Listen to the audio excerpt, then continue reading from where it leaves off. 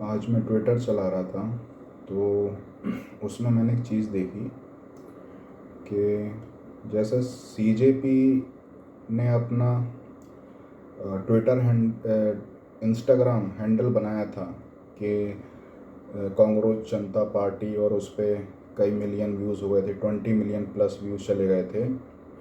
और सीजेपी को अभी सफलता भी मिली है, धर्मेंद्र प्रधान ने रिज़ाइन कर दिया।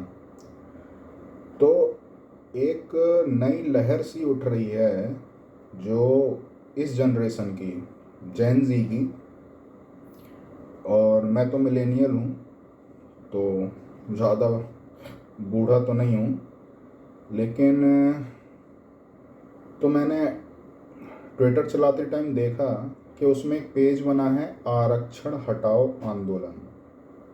ठीक है। और उसमें शायद दिन नहीं पता कितने दिन पहले बना, लेकिन उसमें व्यूज़, उसमें फॉलोइंग पहुंच गई है 1 मिलियन। 1 मिलियन फॉलोइंग पहुंच गई है, और मुझे लगता और बढ़ेगी। तो मुझे लगा कि वैसे तो मैंने रिजर्वेशन पे कभी बातचीत की नहीं, कॉम्प्लिकेटेड टॉपिक है, कभी बातचीत नहीं की, लेकिन मुझे लगता है कि ये जो समय है, ये सही समय आ गया है कि हम खुलकर बात करें रिजर्वेशंस पे, और ये जो कास्टिज़म होता है उस पर भी हम खुलकर बात करें। ठीक है। और वो इस समय की ज़रूरत है मुझे लगता है, तो मैंने सोचा कि उस पर बात की जाए। मैं एक दलित हूँ, मैं एक दलित परिवार से आता हूँ, एससी शेड्यूल कास्ट कैटेगरी। ठीक है। तो मैंने कहा जनरल वाले अपना व्यू दे रहे हैं, वो अपना मूवमेंट बनाने की कोशिश कर रहे हैं, तो भाई मैंने कहा कि मेरी आवाज़, मेरा जो पॉइंट ऑफ व्यू है, मुझे अपना पॉइंट ऑफ व्यू भी रखना ज़रूरी है। ठीक है। तो जैसे कि अगर हम इस पे बात करें रिजर्वेशन, ठीक है, तो फिर रिजर्वेशन की जब हम बात करते हैं तो फिर ध्यान में आता है कि भाई कुछ हिंदू धर्म जो है वो जातियों में बटा हुआ है। पहले 4 ही जातियां थीं, फिर टूटते टूटते टूटते इतनी जातियां हो गई हैं, इतनी जातियां हो गई हैं, सैकड़ों सैकड़ों जातियां हो गई हैं। ठीक है। ब्राह्मण में बहुत सारे कैटेगरीज हो गई हैं, राजपूतों में और वैश्य में। ठीक है। और ओबीसी में, ओबीसी में भी ऐसा होता है कि ओबीसी ओबीसी कैटेगरी का कोई लड़का है और लड़की किसी और कैटेगरी की है, तो उनमें शादी नहीं हो पा रही है। या ओबीसी में ही दो अलग कास्ट हैं दोनों ओबीसी, लेकिन एक कास्ट में जो है वो दूसरे कास्ट, जो दोनों ओबीसी हैं, वो शादी नहीं उनमें कर रहे हैं। ठीक है। तो ये जो ऊपर से शुरू हुआ था कि हमको ये जाति बांटी गई, तो ये जो 4 जातियां मुख्य तौर पे बटी, ठीक है, तो ऊपर से फिर बढ़ते बढ़ते टूटते टूटते सैकड़ों जातियां हो गई हैं। अब जो जो जैसा काम करता है, हमने उसको एक जाति दे रखी है। ठीक है। कि भाई कोई व्यापार करता है तो ये बनिया हो गया, भाई कोई लोहे का काम करता है तो लोहार हो गया। ठीक है। कोई वो बर्तन धो रहा है उसकी अलग जाति है, कोई मालिश करने वाला है उसकी एक अलग जाति है। तो बहुत सारी जातियों में टूट चुका है हिंदू धर्म। और ये काफ़ी बड़ी वीकनेस है हिंदू धर्म की, क्योंकि हिंदू धर्म बटा रहा इसी कारण से। हम जो फॉरेन इन्वेजन्स हुए हमारे ऊपर, अफ़गान, मुगल्स, टर्किस, ये जितने इन्वेजन हुए, ठीक है, ईरान, पर्शियन इन्वेजन्स, और फिर बाद में मुग़ल रूल ने काफ़ी उसमें वास्ट रूल किया था। तो ये जितने इन्वेजन हुए, हम इनसे लड़ नहीं सके क्योंकि जातियों में टूटे हुए थे। और इनसे हम लड़ नहीं सके, तो उसका अब आज की पिक्चर देखी जाए तो जब ग्लोबली हम देखते हैं, ग्लोबली ये जो सिविलाइजेशन है, हम इंडिया में रहते हैं इंडियंस, ठीक है, अब यूरोपियंस हो गए, ये 7 कॉन्टिनेंट जो हैं भाई, ये अलग अलग वो जैसे रेसिज्म होता है, ठीक है, अलग अलग रेसिज्म हो रहा है, कोई एशियन है, कोई यूरोपियन है, ठीक है। अब वाइट जो हैं वो सुप्रीम मानते हैं अपने को ब्लैक से, सभी से सुप्रीम मानते हैं कि भाई हम तो सुप्रीम हैं, तो ऐसे लोगों को वाइट सुप्रीमेसिस्ट कहा गया है। और कोई भी ऐसा इंसान जो खुद को सुप्रीम मानता है कि मैं सुप्रीम हूँ, सुप्रीमेसिस्ट की कैटेगरी में वो आएगा, ठीक है। तो आज एक बड़ा खतरा ये जूझ रहा है कि हम इस्लामिक जिहाद से हम लोग परेशान हैं।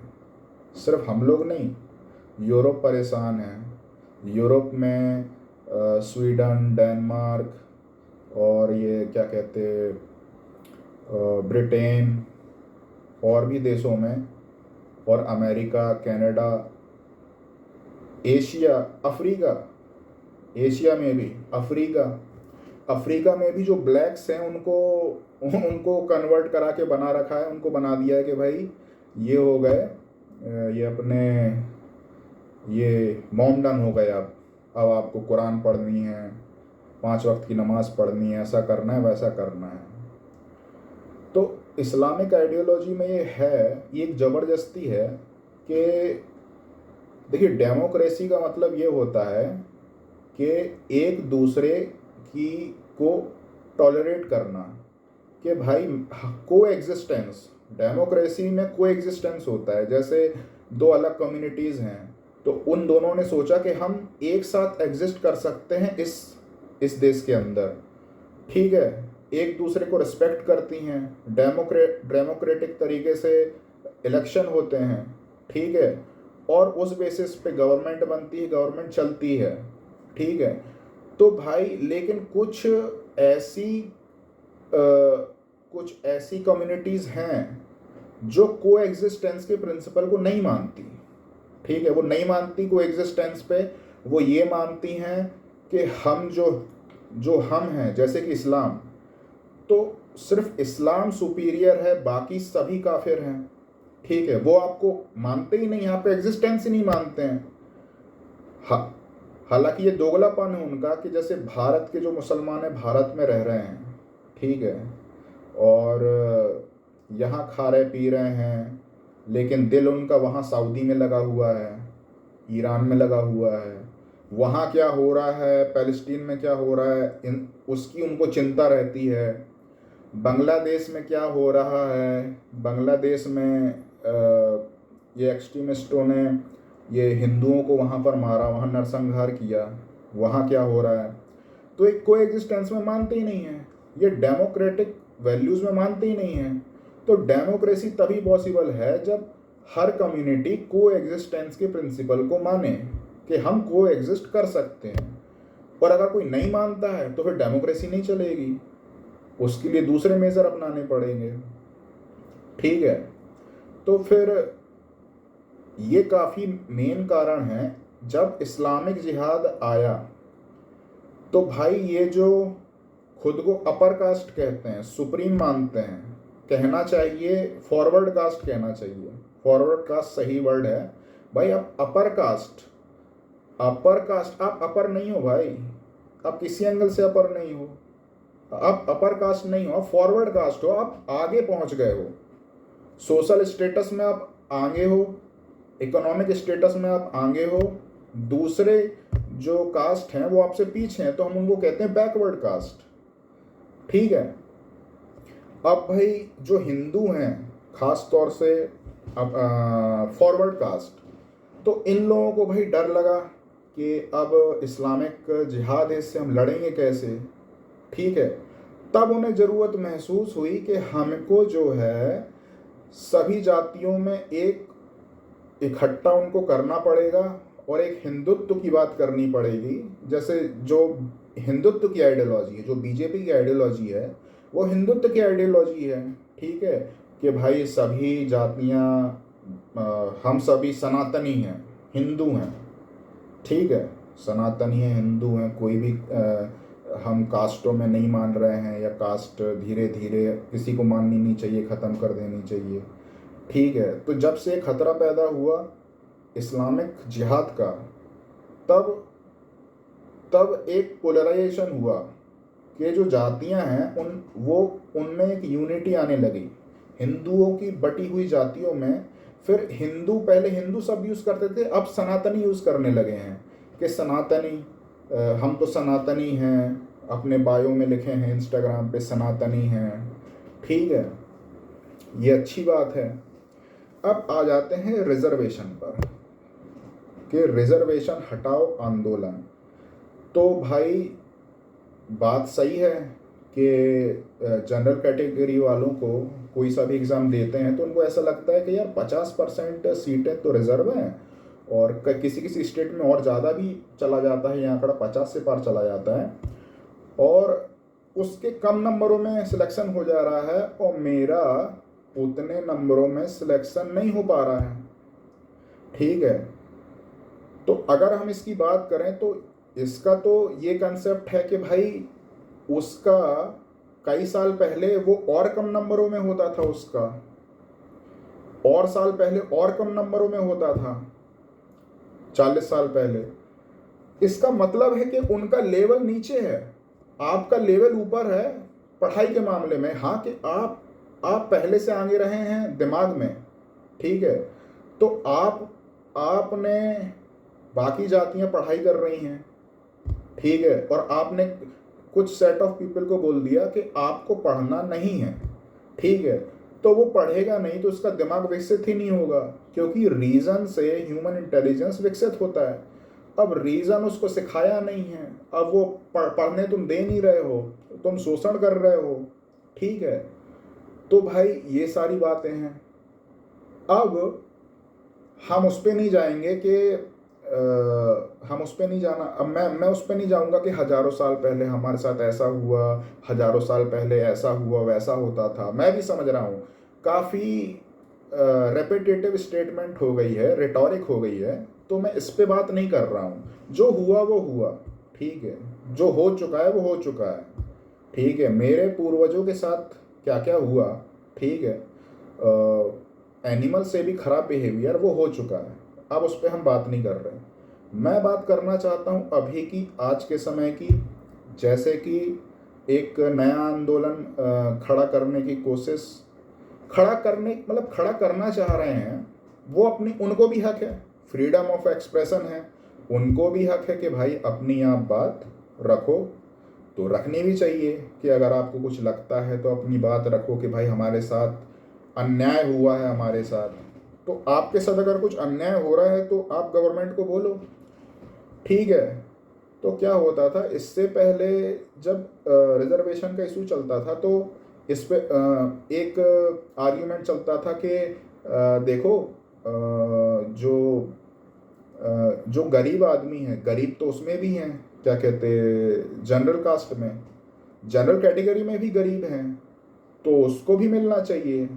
ठीक है, लेकिन रिजर्वेशन का जो फंडामेंटल प्रिंसिपल है वो ये है कि जब जब देखना, रिजर्वेशन दिया, महिलाओं को जो आरक्षण दिया जाता है वो दलित की महिला को तो मिलता ही है, और जो जनरल कैटेगरी की महिला है उसको भी आरक्षण दिया जाता है। अब उसको क्यों दिया जाता है? उसको इसलिए दिया जाता है, उस महिला को, क्योंकि जब हम आदमी और औरत की बात करते हैं, मैन और वुमेन की, तो मैन काफ़ी आगे निकल गया है और वुमेन का दमन हुआ। अब वुमेन का दमन हुआ, फैक्ट है हमारे पास कि हम भ्रूण हत्या कर देते हैं। भाई हम भ्रूण हत्या कर देते हैं, लड़का होना चाहिए, भ्रूण हत्या कर दी लड़के की, उसको पेट में ही मार दिया, जो जेंडर रेशियो है वो कम हो गया। ठीक है, तो भाई सरकार ने देखा तो सरकार ने कदम उठाए, ये योजनाएं चलाएं, पैसे डायरेक्ट बेनिफिट ट्रांसफ़र और भी जितनी योजनाएं हो सकती हैं उनने चलाई कि लड़की को बोझ ना माना जाए। और लड़की को रिजर्वेशन मिला तो लड़की भी आज काफ़ी आगे कुछ कुछ चीज़ों में काफ़ी मेन से भी आगे जा चुकी है। तो इसीलिए उसको मिलता था। लेकिन फिर चूंकि ये बहुत बात हो गई थी और पॉलिटिकल रीजंस के कारण, वोट बैंक के कारण रिजर्वेशन हम हटा नहीं सकते थे, तो फिर क्या किया कि बोल दिया कि भाई जनरल कैटेगरी का जो गरीब लड़का है उसको भी रिजर्वेशन देना चाहिए और उसको 10% शायद मिलता है, तो उसको रिजर्वेशन दे दिया कि भैया ये जनरल कैटेगरी का है, इसको बना दिया इकोनॉमिकली वीकर सेक्शन EWS, कि EWS के बच्चे को ये अब मिल रहा है ताकि वो भी आगे बढ़े। लेकिन अब यहाँ फंडामेंटल डिफरेंस है। जैसे जैसे कोई गरीब है जनरल कैटेगरी का, उसने रिजर्वेशन EWS का सर्टिफिकेट बना के वो आगे आ गया, वो एक अमीर हो गया, उसका लड़का फिर गरीब हो गया अगर, ठीक है, फिर वो गरीब हो गया, काफ़ी रोड पे आ गया, तो उसको फिर से उसको मिलना चाहिए कि अब वो अमीर हो चुका है तो कितनी जनरेशन तक मिलना चाहिए, ठीक है। या लेकिन उल्टा यहीं पर यह है कि जो दलित है, जो SC ST कैटेगरी के लोग हैं, अब उसको रिजर्वेशन मिला, ठीक है, और तो कह मैं ये रहा था कि जो EWS वाला बच्चा है वो रिजर्वेशन लेके अमीर हो गया तो लो इकोनॉमिक क्लास से हाई इकोनॉमिक क्लास में चला गया, ठीक है। लेकिन जो SC ST कैटेगरी का बच्चा है उसने रिजर्वेशन ले लिया, अब वो इकोनॉमिकली हायर क्लास में चला गया, लेकिन वो जाति के आधार पे अभी वही है, वो नहीं बदला है। आपने बना रखा है, आपने कर रखा है कि ये सुप्रीम जाति है, ये है, फिर ये है, ये है, तो जो नीचे है वो रिजर्वेशन लेके ऊपर टॉप पे नहीं आ सकता।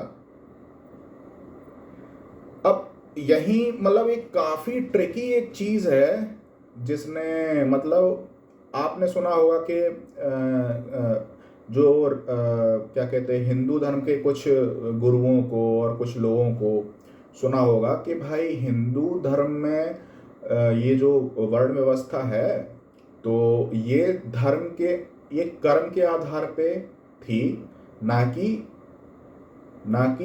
क्या आप किस कहाँ पैदा हो रहे हो, है ना, जन्म के आधार पे। तो ये आपके जन्म पे के आधार पे नहीं है, ये आपके कर्म के आधार पे है, ठीक है। तो भैया अब कोई कुछ मान लो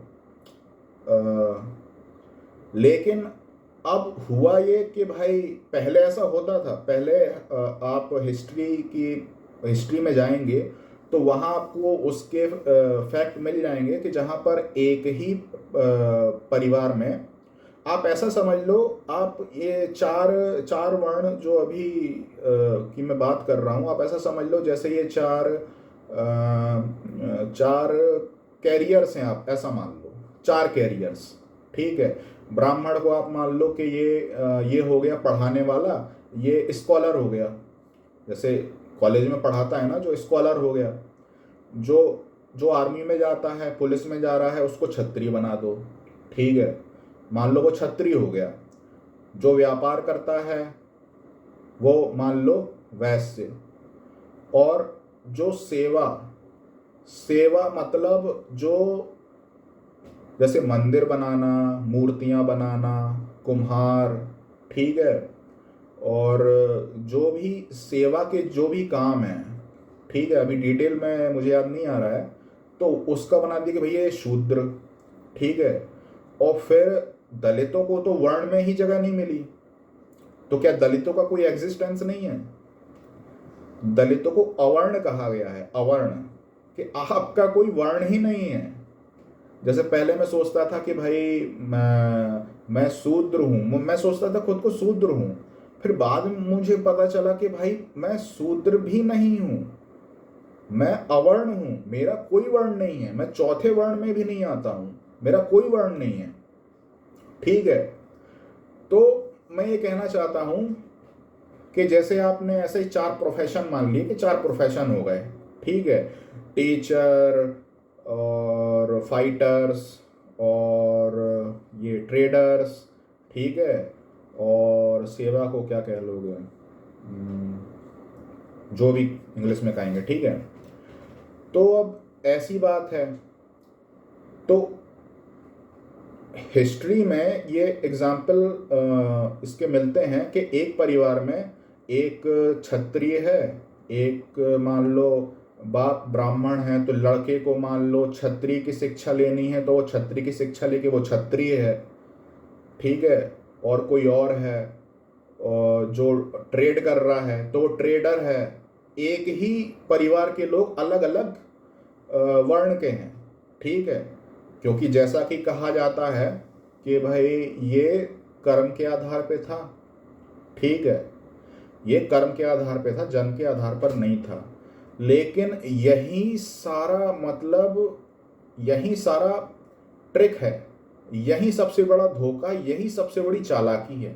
चालाकी ये है कि आज के समय क्या ऐसा होता है कि मान लो एक प्रोफेसर है, कॉलेज प्रोफेसर है, उसका लड़का पढ़ाई मढ़ाई नहीं करता, पढ़ाई में कुछ नहीं कर पाया, ठीक है, तो मान लो वो कुछ नॉर्मली काम कर रहा है, ठीक है, कोई भी छोटा मोटा काम कर रहा है, ठीक है, अपना कोई भी छोटा मोटा काम ले लो, छोटी सी दुकान खोल ली उसने, तो क्या वो अपने लड़के से ऐसा बोलता है कि अब तू काम करने लगा है तो तेरा वर्ण वैश्य हो गया है, या वो खुद को तब भी ब्राह्मण ही मानता है?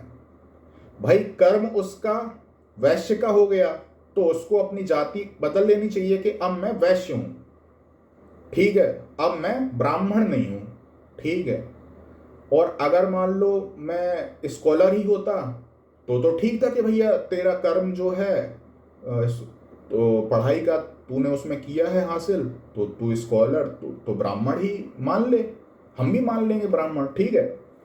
लेकिन भाई क्या वो वैसे हो गया, या कोई वहां गया है, आर्मी या पुलिस में कोई गया है, ठीक है, तो क्या वो जो बाप है जो ब्राह्मण, तो उसका लड़का, क्या उसने अपने लड़के को ऐसा कहा कि अब तू वो लिख ले, क्या कहते, क्षत्रिय लिख ले, कि अब तू क्षत्रिय हो चुका है, भाई अब तेरा कर्म ये हो गया है तो अब तू क्षत्रिय है, ब्राह्मण मैं हूं, तू क्षत्रिय है और तू वैश्य है?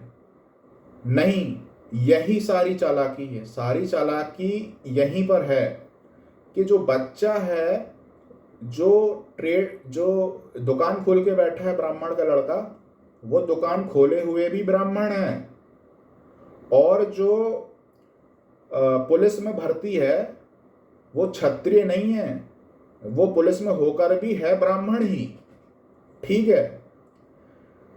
तो ये सारा खेल है। अब अगर ऐसा चेंज हो रहा होता, जैसे कि जो हिंदुत्ववादी हैं पुराने, वो कहते हैं कि वो तो एक व्यवस्था थी, लेकिन अगर व्यवस्था अपने हिसाब से अगर इसको तुम फॉलो करके रखो तो समाज में चेंज आएगा, समाज में सेग्रीगेशन नहीं होगा कि एक मतलब लोहे की दीवार, एक अलग अलग खंड बने हुए हैं कि इस खंड में ये है, इस खंड में ये जाति है, इस खंड में ये, और वो दोनों आपस में मिल नहीं सकते हैं, होमोजीनियस नहीं हो सकते हैं, होमोजीनियटी नहीं है, अलग अलग हैं वो सब, ये इससे नहीं मिल सकते, ये इससे नहीं मिल सकते। अब देखो, और इसको बनाए रखने के लिए एक दूसरे की जाति में विवाह नहीं किया जाता है। जैसे दलितों को बोलते सुना होगा कि भाई अंतर जातीय विवाह होना चाहिए, ठीक है, तो भाई आप मान लो कोई दूसरी जाति है, आप उसमें शादी करो तो वो उस जाति की हो जाएगी, वो किसी और से शादी करना चाहे तो वहां करे तो उस, लेकिन होता क्या है, होता ये है कि जब शादी की बात आती है तो आपको बोला जाता है कि बेटा अपनी ही कास्ट में लड़की ढूंढना, ठीक है, अपनी ही कास्ट की होनी चाहिए, कोई भी हो अपनी कास्ट की। पहले से ही हमने कंस्ट्रेंट सेट कर दिए हैं। अब इससे होगा क्या कि ये जो अलग अलग ये जो खंड बटे हुए हैं, ठीक है, ये जो अभी बन गया इस टाइम पर, तो ना तो वो अपनी जाति को बदल रहा है, क्योंकि कर्म जो कर रहे हैं तो वो जाति बदले, तो उससे होमोजीनियस वो चीज हो जाएगी, ठीक है, एक रास्ता आएगी, समरसता। और वो अंतर जातीय विवाह भी करे साथ में, तो उससे भी समरसता आएगी। तो जब अलग अलग बच्चे अलग, दूसरी जाति में विवाह, ऐसा, ठीक है, और तुम्हें वो कर्म के प्रिंसिपल पे जो तुम अगर ठीक से फॉलो करो तब तो वो ठीक रहेगा, लेकिन उसको ठीक से फॉलो नहीं किया जाता है, तो ये चालाकी है, ठीक है। अब मैंने एक न्यूज़ देखी थी, एक जगह कथावाचक था, एक कथा कर रहा था, ठीक है, वो था यादव जाति का, वो टीका वीका लगा के भगवा कपड़े पहन के कथा कर रहा था। अब भाई उसके पास उससे कथा कर ली उसने, उसके पास एक ब्राह्मण दंपति होंगे, वो आए और उससे बातचीत की, नाम वाम पूछा, तो भाई उसने तो ऐसा, भाई वो तो यही मान के कि मैंने मान लो रामायण पढ़ ली, गीता पढ़ ली, वेद पढ़ लिए, तो यार अब मुझे मान लो यादव हूं तो मैंने कर्म कर लिया, तो अब मुझे ब्राह्मण मान लो। नहीं, तो ये यही चालाकी है। नहीं तो क्या उसके साथ हुआ, क्या उसके साथ ये हुआ कि उसको मारा पीटा गया, उसको मारा पीटा गया, और भी बहुत गलत चीजें हुई, जैसे अपनी पत्नी के मूत्र से उसको मूत्र उसके ऊपर डाला कि ये शुद्धिकरण हम कर रहे हैं इसका, ये शुद्ध हो जाएगा, ठीक है। तो भाई तुम यादव हो, तुम कथा बाँच रहे हो, तो हम तुम्हें ब्राह्मण नहीं स्वीकार करेंगे क्योंकि तुम यादव हो। तो सोचो उसको कैसा लगा होगा कि मुझे इसलिए मारा गया, मुझे कथा कहने के बाद इसलिए मारा गया क्योंकि मैं एक यादव जाति में पैदा हुआ हूं, और यही मेरे माथे पे लिख दिया गया है कि यादव। अब मैं वेद पढ़ लूं चाहे कुछ पढ़ लूं, ठीक है, मैं ब्राह्मण नहीं हो सकता। ये दोस्तों, ये जो चीज है ना, ये ही सबसे बड़ी जड़ है, ये सबसे बड़ा धोखा है, ये सबसे बड़ा धोखा है, सबसे बड़ा धोखा है। तो मैं तो ये कहता हूं, ठीक है, मैं तो ये मानता हूं कि इसका तरीका क्या है, जैसे रिजर्वेशन, जातिवाद खत्म हो जाए, रिजर्वेशन भी खत्म हो जाए, कोई दिक्कत नहीं है। मैं इस पक्ष में हूं कि रिजर्वेशन खत्म हो जाए, ठीक है, मैं इस पक्ष में भी हूं कि जातिवाद खत्म हो जाए। तो जो चालाकी की बात यह है कि जो आदमी बोल रहा है कि रिजर्वेशन खत्म हो जाए, उससे आप बोलोगे कि जातिवाद, वो बोल तो देगा बोलने के लिए कि हाँ जातिवाद भी खत्म होना चाहिए, लेकिन वो क्या उसको फॉलो कर रहा है उस रूल को, जो रूल तुम सोच के चले हो कि तुम जिस जाति के हो, वर्ण के हो, तुम्हारे बच्चे जो कर्म कर रहे हैं, तुम अपने बच्चों को उस वर्ण में डाल दो कि भैया अब तो ये इस वर्ण के हैं, अब ये ब्राह्मण नहीं रहे, ठीक है। तो ऐसा तो कर नहीं रहे हो, और तुम इंश्योर कर रहे हो कि जातियां ये जो बटी हुई हैं ये आपस में बटी हुई ही रहें। किससे इंश्योर कर रहे हो? अंतर जातीय विवाह ना होने देने से। इसीलिए जब कोई दो अलग जातियों के लोग प्यार करते हैं तो उनको जान से मार दिया जाता है, लड़के को जान से मार दिया जाता है, लड़की को जान से मार दिया जाता है, ऑनर किलिंग होती है। ये सब किस लिए होती है? इसीलिए तो होती है कि भाई ये मैसेज होता है उन लोगों को कि देखो ये हस्र हुआ है उन लोगों का जिन लोगों ने दूसरी जाति में शादी की, तो तुम लोग कोई सोचना मत शादी करने की, नहीं तो उसको भी हम गोली से मार देंगे।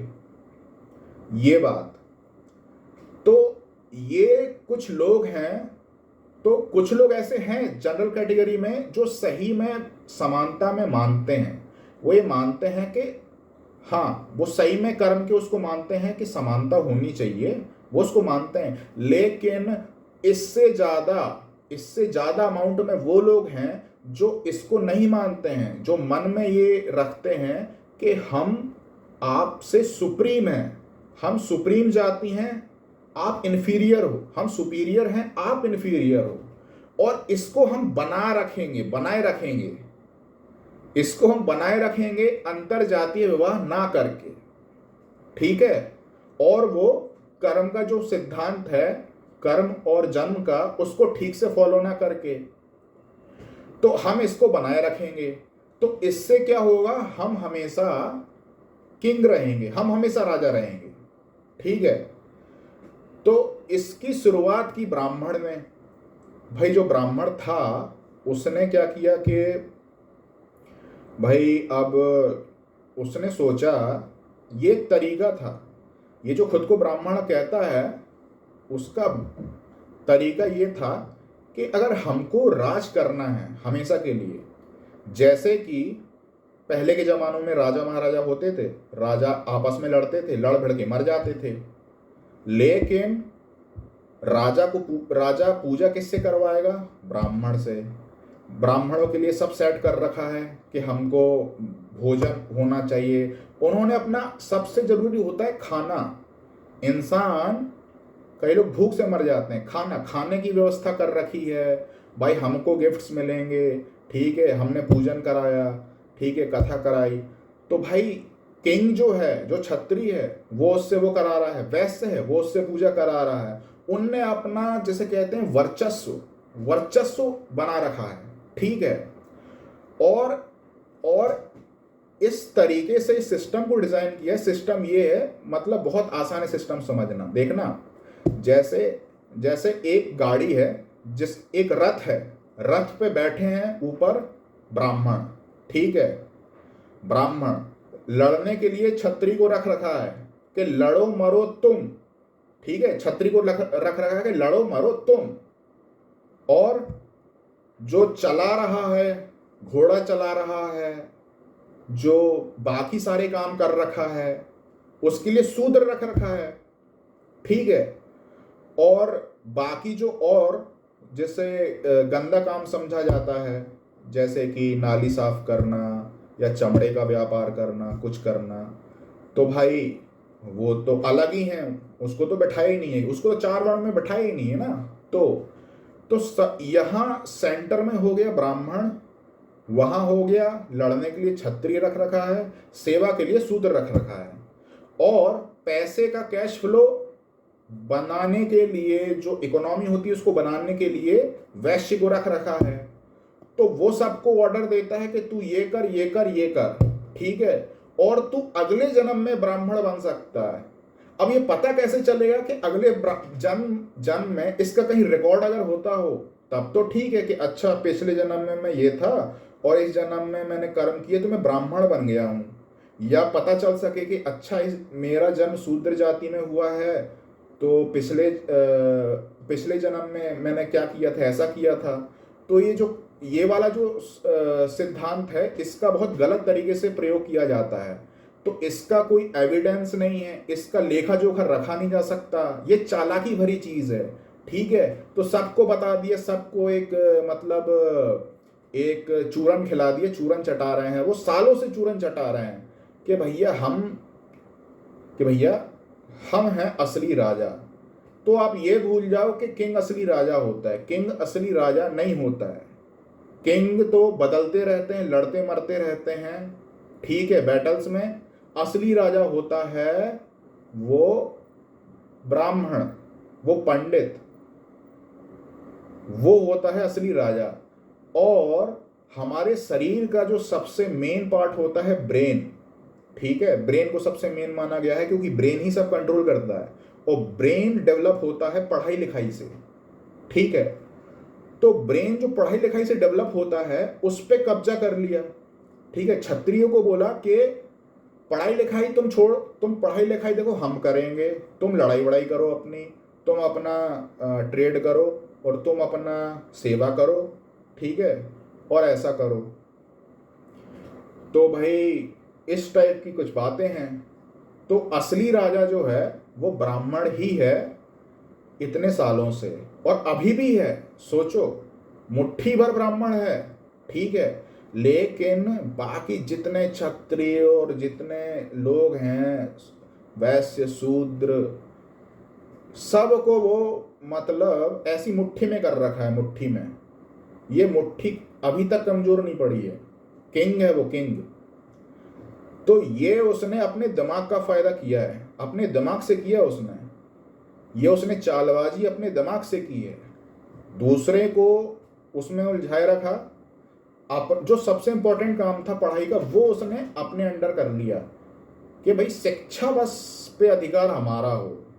शिक्षा पे एक बार अधिकार हो गया तो असली किंग वही है जिसका शिक्षा पे अधिकार हो, ठीक है। तो अगर भाई कोई शूद्र से शूद्र ही रहता या दलित से दलित ही रहता तो पढ़ने पे उसका दिमाग बढ़ना नहीं चाहिए। लेकिन हम देखते हैं कि जैसे डॉक्टर अंबेडकर हुए, जो दलित थे, पढ़ाई की, उनका दिमाग विकसित हुआ। उनका दिमाग विकसित हुआ अगर, तो ये प्रूफ है इस बात का कि ऐसा नहीं है कि दलित का बच्चा दलित ही रहेगा, नहीं तो दिमाग का विकास नहीं होना चाहिए। अंग्रेजों के कारण ये थोड़ा सा वो मिल गया, पढ़ाई करने का मौका मिल गया, तो ये हो गया, ठीक है। अगर हम अमेरिका में देखें, वहां पर जो ब्लैक्स हैं और वाइट हैं, तो वाइट खुद को सुप्रीम मानते हैं, उन्होंने ब्लैक्स को स्लेव तरीके से रखा, लेकिन उन्होंने क्या किया, उन्होंने उनसे पढ़ाई का वो नहीं छीना, ठीक है, पढ़ने दिया। वो अपैथी, अपार्थीड कहते हैं इसको, अपार्थीड, कि हमारे स्कूल अलग रहेंगे, ब्लैक्स के अलग रखेंगे। हम वाइट्स ने अपनी चीज़ें अलग कर रखी थी, हमारी बस में तुम नहीं चढ़ोगे, हमारे स्कूल में तुम नहीं पढ़ोगे, हमारे चर्च में तुम नहीं जाओगे, तुम्हारा अपना है अपना। लेकिन एक चीज़ वो भूल गए, जो वो उनको अगर ब्राह्मण से सीख लेते कि अगर उसको ये कह देते कि पढ़ाई पढ़ाई नहीं, दूसरे स्कूल में भी पढ़ो, नहीं पढ़ो ही मत, पढ़ाई हम तुम्हें नहीं करने देंगे, पढ़ाई मत करो, बाकी सब करो, तुम पढ़ाई मत करो। तो अगर ऐसा वो करते तो ब्लैक्स, जो कि कुछ ही सालों में इतने ज़्यादा बराबरी करने लगे वाइट्स की, और वाइट से आगे भी निकले, ठीक है, वो नहीं कर पाते अगर उनसे को पढ़ने, वो नहीं कर पाते अगर उनसे पढ़ने का वो छीन लिया होता, उनको पढ़ने के लिए मना किया होता, ठीक है। तो ये तरीका है। तो देखो, 100 बात की एक बात ये है कि अच्छा, एक वो चलती है। और हाँ, मैं वर्ण को थोड़ा सा वो करना चाहता हूँ शॉर्ट में। जैसे गीता में भगवान कृष्ण ने जिक्र किया है कि वो वर्णों का वो बोलते हैं और कहते हैं कि ये वर्ण मैंने ही बनाए हैं, ठीक है। तो उसको ठीक से समझा नहीं गया है, ठीक है। और वो ब्रह्मा के मुख से निकले, हाथ से, भुजाओं से, जांग से और पैरों से, उसको भी ठीक से समझा नहीं गया है, ठीक है। वर्ण जो होता है, जैसे हम कहते हैं वर्णमाला, वर्णमाला, तो छोटा आ अक्षर, बड़ा आ, छोटी ई, बड़ी ई, छोटा ऊ, बड़ा ऊ, तो ये एक वर्ण है, ठीक है। तो एक वर्ण से भाषा नहीं बनती है। छोटा आ अनार का बोलते रहोगे आ आ आ, तो भैया आ बोलना क्या चाह रहे हो? बोलने के लिए सारे वर्ण जब मिलते हैं, सारे वर्ण मिलेंगे, तभी वो भाषा पैदा होती है। तो ये जो वर्ण है, जैसे वर्ण का एक अर्थ रंग भी होता है, कलर, ठीक है। तो जैसे लाल वर्ण है, पीला वर्ण है और नीला वर्ण है, ये अलग अलग कलर्स हैं। लेकिन ये तो उसके अलग अलग कलर्स हैं, लेकिन लाइट अपने असली फॉर्म में किस फॉर्म में रहती है? वाइट। लाइट का जो कलर है वो वाइट है, ठीक है। वाइट उसका स्पेक्ट्रम है, जब टूटती है अलग तो वो 7 कलर में बिखर जाती है, वेब ग्योर जो हम पढ़ते थे स्कूल में, ठीक है। तो और एक और मैं आपको एग्जाम्पल देना चाहता हूं कि जो ब्रह्मा वाला एग्जाम्पल है उसको ठीक से नहीं समझा गया है। उसको ऐसा समझा गया है कि मुख से निकले, जैसे सर ऊपर है तो ब्राह्मण ऊंचा हो गया, फिर भुजाएं, दूसरे नंबर पे वो हो गया, तीसरे नंबर पे लेग्स आए तो तीसरे नंबर पे ये अपना वैश्य हो गया, और चौथे नंबर पे पैर आए सबसे नीचे तो वो चौथे नंबर पे आ गए। तो 1 2 3 4 ये नहीं है। उसका मतलब ये है कि जैसे जैसे अगर आदमी का सर काट दिया जाए तो क्या वो पूरा आदमी रहेगा? नहीं रहेगा। या आदमी का सर रहे, उसकी 2 भुजाएं काट दी जाएं तो क्या वो पूरा आदमी रहेगा? पूरा आदमी नहीं रहेगा, वो डिसेबल हो जाएगा। ठीक है। तो अब सोचो, वर्णों में बांटने का, वर्णों को जाति में बांटने का मतलब ऐसा ही है जैसे हम उस शरीर की जो कल्पना की है, वो जो एग्जाम्पल, जो एनालॉजी दी गई है, उसमें हम सर को धड़ से अलग कर दें, दोनों भुजाओं से भाई वो पैदा हुए, क्या कहते हैं, क्षत्रिय, हम दोनों भुजा काट दें, ठीक है, हम और जांघें काट दें हम अलग, ठीक है, और पैर काट दें अलग, तो आपको क्या मिलेगा? आपको कटा हुआ शरीर मिलेगा। आपको पूरा शरीर थोड़ी ना मिलेगा जो कि मुर्दा होगा, मर चुका होगा। ठीक है। तो चारों अंग, वो चारों जो अंग हैं वो सब मिल के शरीर बनता है। उसी प्रकार से चार जो वर्ण हैं वो, उनको ऐसे समझो कि वो गुण हैं, गुण, वो गुण की तरह हैं। गुण मतलब क्वालिटी, ठीक है, खाने वाला गुण नहीं। तो वो क्वालिटी की तरह है कि भाई ये चार गुण हैं, तो ये चार गुण हर इंसान में होते हैं। ठीक है। जब भगवान कृष्ण अर्जुन को समझा रहे होते हैं, ठीक है, कि तू क्षत्रिय है, कि क्षत्रिय की तेरी वो हुई है, तो तू ऐसी बातें मत कर, तू तू कूद जा लड़ाई में, ठीक है, वो उसको समझा रहे होते हैं, ठीक है, और वो वर्ण का जो एग्जाम्पल देते हैं। तो फिर उन मूर्खों को, जो जो मूर्ख ब्राह्मण बैठे, उनने क्या किया? उनने किया कि भाई ये देखो, ये तो हमारे धर्म में ही है वर्ण व्यवस्था। अब उनको ये नहीं पता है कि वो जो कहना चाह रहे थे, वो चार अलग अलग वर्ण नहीं है, वो चार गुण हैं जो एक ही इंसान के अंदर होता है। जैसे कि मैं आपको एग्जांपल से समझाता हूं। जैसे एक आदमी है, ठीक है, एक आदमी है, जैसे मैं हूं, मैं तो दिमाग जरूरी है तो मैं पढ़ाई करता हूं, ठीक है। अगर मेरी लड़ाई हो जाए किसी से तो भुजाएं भी जरूर, मुझे लड़ना भी आना चाहिए, ठीक है। और इकोनॉमी जो चलती है, ठीक है, तो जो वैश्य का वर्ण हुआ वो भी मेरे अंदर है कि वो, मैं उसको उस इकोनॉमी में रहूं, उसमें कंट्रीब्यूट करूं और उस इकोनॉमी का हिस्सा बनूं, ठीक है। कोई भी जब मैं सामान खरीदता और क्रय विक्रय करता हूं तो जो है मैं वैश्य वैश्य हूं। और जब जैसे मैं कोई सेवा कर रहा हूं, जैसे मैं अपने माता पिता के पैर दबा रहा हूं, तो मैं शूद्र हूं। तो ये है थ्योरी असली, ये है थ्योरी का मतलब जिसको गलत तरीके से प्रयोग किया गया। तो एक आदमी के अंदर चार वर्ण होते हैं, ये चार अलग अलग जातियां नहीं हैं, चार, एक आदमी के अंदर चार वर्ण होते हैं, ब्राह्मण, क्षत्रिय, वैश्य, शूद्र। ये चार अलग जातियां नहीं है, ये चार जो क्वालिटीज हैं ये एक ही इंसान के अंदर होती हैं। आप समझ रहे हो? तो जिस तरीके से एक इंसान को चारों की जरूरत होती है, और कोई भी एक का अगर कमी हो गई तो वो जो समाज है उससे कट के रह जाएगा, ठीक है, अलग बढ़ जाएगा समाज से। तो ये उसका कंसेप्ट था, असली कंसेप्ट, ठीक है। तो ये जो चार क्वालिटीज हैं, ठीक है, ये एक ही इंसान के अंदर होती है, ठीक है। इसलिए वो जो शरीर वाला जो एग्जाम्पल मिलता है, शायद वेद में मिलता है, ठीक है, तो उससे, उसके एग्जाम्पल से इसको समझाया गया था। लेकिन इसका चालाकी से प्रयोग किया जिहादी, मैं इनको कहता हूं आर्यन जिहादी। ये है आर्यन जिहादी। जो भी इस आइडियोलॉजी में मानता है कि चार जो वर्ण हैं वो अलग हैं, अलग अलग वर्ण हैं, और हमारा तो ये है, यही रहेगा, यही रहेगा, यही रहेगा, यही रहेगा, ठीक है। और हम तो इसी में रहेंगे चाहे हम कर्म कुछ भी कर रहे हो, ठीक है। तो वो मेरे लिए आर्यन जिहादी है। ये जो आर्यन की जो थ्योरी है, आर्यन की थ्योरी कि हाँ आर्यन सुपीरियर है। हिटलर हिटलर भी ये थ्योरी से इंस्पायर्ड था। उसने इज़राइल में जर्मनी में ज्यूस को मारा, ठीक है, मास किलिंग कराई, इतनी गैस चैम्बर में थे 60 लाख या 60 मिलियन, ऐसे ही कुछ लोगों को जान से मार दिया, ठीक है, कि भाई हम सुपीरियर हैं, हम आर्यन हैं और तुम इन्फीरियर हो, ठीक है।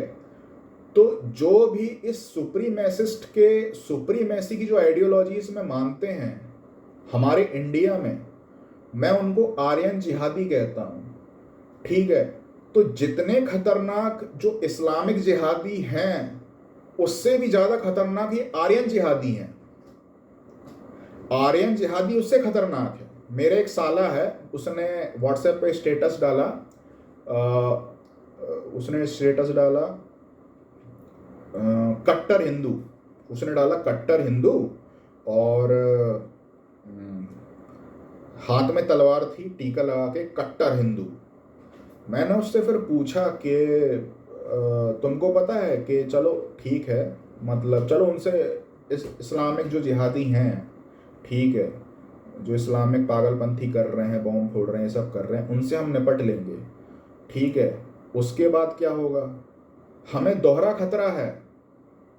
जो दूसरी जातियां हैं उनको सिर्फ एक खतरा है कि उनको सिर्फ इस्लामिक जिहादियों से निपटना है, लेकिन दलितों के लिए दोहरे खतरे हो गए। मैंने उसको बोला कि हमें दो खतरे हैं, इनसे तो निपटना ही है, इनके बाद हमारा सामना होगा ये जिहादी आर्यन जिहादियों से। आर्यन जिहादियों से निपटना होगा।